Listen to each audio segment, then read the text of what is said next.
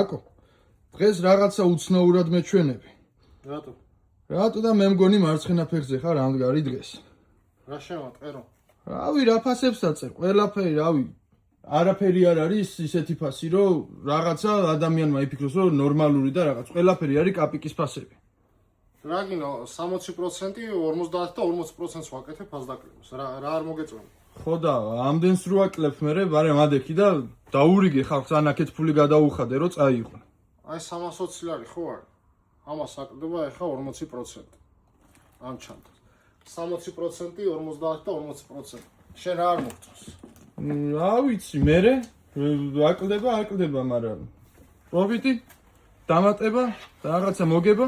არა უშ, ახალ პროდუქციას ველოდებით და ეს მე რომ გამითავისუფლო და 60 და 40 და 50% მე მგონი кайფ ფასდაკლება არის. და კაკრას წაიღებენ ამ ფასში.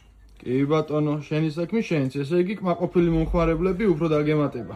აგე ვერ ხედავ რეზუს გაუფლიანებული არის მთელი დღე, სათვალები 25 ლარში, რიხი წავიდა. რამდენი გაკიდე? 700 წელი გაკიდე? ცოტა უკლია 700 წელს. აი 25 ლარში დააბაბანა.